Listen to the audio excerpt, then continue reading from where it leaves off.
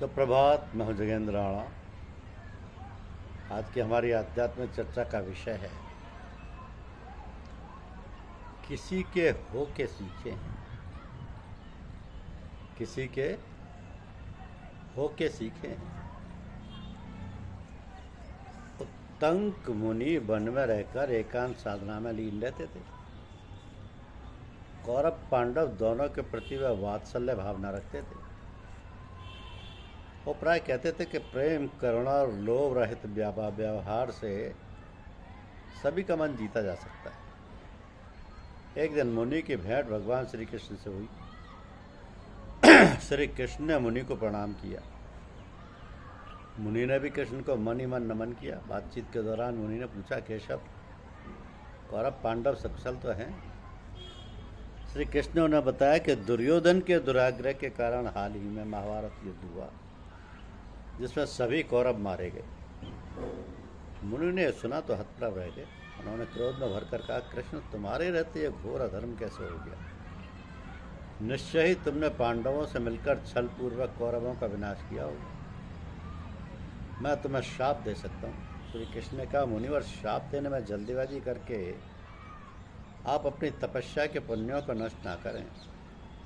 पहले कौरवों के अन्यायपूर्ण कृत्यों को जान लें। श्री कृष्ण ने उन्हें पूरी बात बताई कि कैसे अंत तक समझौते का प्रयास किया गया था, लेकिन दुर्योधन के अहंकार व दुष्प्रवृत्ति के कारण ऐसा संभव न हो सका। मुनि उत्तंक दुर्योधन के दुर्गुणों से परिचित थे। तमाम बातें सुनकर वो शांत हो गए और बोले, भगवान, बिना सोचे समझे क्रोध करना भी अधर्म है। मुझे क्षणिक क्रोध के पाप से क्षमा करें। श्री कृष्ण ने उन्हें प्रणाम किया और लौट गए। तो दुनिया में जितने भी लोग हैं, सब अपने अपने विचार और सोच के मुताबिक काम करते हैं। ठीक क्या है और क्या नहीं है, इसका उत्तर बहुत कम लोग करते हैं। जो उचित अनुचित का विचार करते हैं, उनके लिए सभी काम ठीक होते हैं, उससे सबको फ़ायदा होता है। तो इसके लिए क्या करना चाहिए जिससे कि विचार हमेशा ठीक ठाक व लोगों को फ़ायदा पहुंचाने वाले हों? इसके लिए अपने आप को भगवान के सुपुर्द करके शांत मन से जो भी विचार आए उसको कार्यान्वित करें, तो शायद सब काम ठीक होंगे और उनसे सबको फ़ायदा भी होगा। अब किसी काम में जल्दबाजी नहीं करनी चाहिए, क्योंकि जल्दी का काम शैतान का होता है। तो हर एक काम, हर कदम बहुत सोच समझ कर उठाना चाहिए। कभी कभी इतना उतावलापन होता है कि जो काम हम करने जा रहे हैं उसको बहुत कमी और गड़बड़ी हो जाती है। तो जो काम भगवान का समझकर उन्हीं को अर्पण करके किया जाता है, वो अधिक ठीक और सही होता है। उससे सबको लाभ और सांत्वना मिलती है। दुनिया के सभी काम ही नहीं, बल्कि अपने भी सभी काम भगवान के समझकर करने चाहिए। अपने को निमित्त मात्र बनाकर भगवान का समझकर काम करने से बहुत लाभ और तमाम परेशानियों से छुटकारा मिलता है। अब काम तो अनिवार्य है, दुनिया में रहकर काम से छुटकारा नहीं मिल सकता। ये दुनिया तो काम के लिए ही बनाई गई है। बस यहाँ हरदम सावधान और सोच विचार के साथ काम करना चाहिए, तो फिर कोई गलती या किसी प्रकार की हानि की संभावना नहीं रहेगी और काम भी सुचारू रूप से होगा। मन का स्वभाव चंचल है और वो चंचलता तभी मिटती है या थमती है जब हम सभी काम भगवान के समझकर करते हैं। भगवान तो घट घट में, कण कण में विद्यमान हैं। वह उन्हीं के प्रेरणा से दुनिया के सारे कार्यकलाप चलते हैं। तो जो लोग कार्य भगवान की याद में भगवान का समझकर करते हैं, उनका काम हमेशा बुद्धि, सात्विक व सर्वजन हिताय, सर्वजन सुखाय होता है। फिर उसमें कोई सोच विचार या काट छांट की आवश्यकता नहीं पड़ती। मनुष्य केवल यंत्रवत काम करता है। वस्तुतः कराने वाला या करने कराने वाला तो भगवान ही। तो कबहुक करे करना नर देई, देत ईश बिन हेतु सने। कबहुक करे करना नर देही, देत ईश बिन हेतु सनेही। मनुष्य न जाने कितने जन्म जन्मांतरों के संस्कार लिए हुए पैदा हुआ है, भगवान कृपा करके उन संस्कारों में से मनुष्य जीवन के हेतु चुनकर मानव जीवन प्रदान करता। उसकी इस अहेतु की दया कृपा से मनुष्य दुर्लभ मानव योनि प्राप्त करता है। इस हेतु मनुष्य को भगवान का कोटि से धन्यवाद करते हुए ये कोशिश करनी चाहिए कि उसकी दया कृपा का सहारा और आसरा किसी भी हालत में हमसे छूटने ना पाए।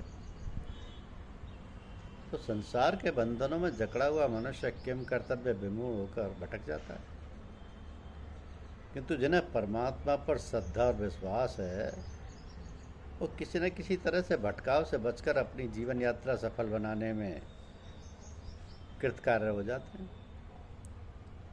तो भगवान अनंत ऐश्वर्य और कृपा के सागर हैं। मनुष्य को उनकी प्राप्ति के लिए हर संभव प्रयत्न करते रहना चाहिए, मगर अधिकतर मनुष्य अपने कर्मों के मायाजाल में फंसा हुआ भटकता रहता है। कभी किसी महापुरुष महात्मा का संग मिल गया तो फिर उसके सहारे से सारे झंझटों को पार करके उन्मुक्त हो जाता है। ये तभी संभव होता है जब उसको अपनी इस त्रुटि और चूक का एहसास हो जाता है, वरना तो वो भटकता जाने कहाँ पहुँच जाता है और फिर अपने किए हुए पर पश्चाताप करता है। तो मनुष्य को चाहिए कि वो हर समय भगवान की याद करते हुए उनकी दया कृपा का सहारा पकड़े रहे, तो फिर वह निश्चय ही सारे झंझटों और परेशानियों को पार कर सकेगा। अब परमपिता परमात्मा तो सहज ही अपनी कृपा और दया का सहारा सब मनुष्यों को देने के लिए तत्पर रहता है। तत्पर क्या, उसका तो स्वभाव ही है कि लोगों का कल्याण हो और मनुष्य अपने कर्तव्य पालन में दृढ़ संकल्प होकर संसार सागर से पार उतरने का साधन प्राप्त करे। तो जो मनुष्य स्वभाव से ही परमात्मा पर विश्वास और श्रद्धा रखते हैं उनका तो कहना ही क्या, वो तो हमेशा हमेशा सभी झंझटों से बचे रहते हैं। तो क्यों ना फिर हम सब लोग जो भी भगवान की पूजा का ढोंग रचते हैं ठीक प्रकार से अपने कर्तव्य कर्म करें, भगवान का सहारा और आसरा लिए हुए। ये बहुत सारी समस्याओं के समाधान का सरलतम उपाय है। निद्रा और आलस्य में पड़कर हम अपने जीवन के मुख्य उद्देश्य को भूल न जाएं, क्योंकि मनुष्य जीवन बड़े भाग्य से मिलता है, इसे याद रखें और अपने कर्तव्य पथ पर आरूढ़ रहें।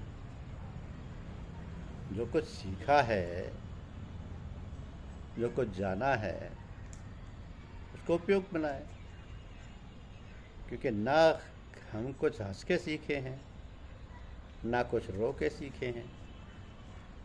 जो कुछ थोड़ा सा सीखे हैं किसी के हो के सीखे हैं। एक संत और एक पापी में केवल इतना ही अंतर है कि उस संत ने कभी बुराइयों के आगे हार नहीं मानी। ये तो कहा कि हिम्मत मर्दा मदद खुदा। भगवान तो हमारे हृदय में विराजमान है और जब हम अपने को उनके सुपुर्द कर देते हैं तो भगवान की सारी जिम्मेदारी हो जाती है और भगवान उसकी हर तरह से सहायता करते हैं। पर हम लोगों के लिए तो और भी सहूलियत है कि भगवान के प्रतिनिधि रूप में हमारे गुरुजन हमारी सहायता और हमारा पथ प्रदर्शन करते हैं। तो फिर हमें अपने आप को सर्वांग रूप से गुरु को समर्पण कर देना चाहिए। यही है साधकों के लिए सबसे सीधा और सरल रास्ता, क्योंकि यदि हम ये व्रत ले लें कि हमें गुरुदेव की आज्ञा का अक्षरशः पालन करना है और अपने आप को गुरुदेव को पूरी तरह समर्पित कर देना है, तो फिर सारी जिम्मेदारी गुरुदेव की। उन्हीं का आसरा, उन्हीं का भरोसा, वो ही जाने। अच्छा बुरा सब वही करेंगे। धन्यवाद।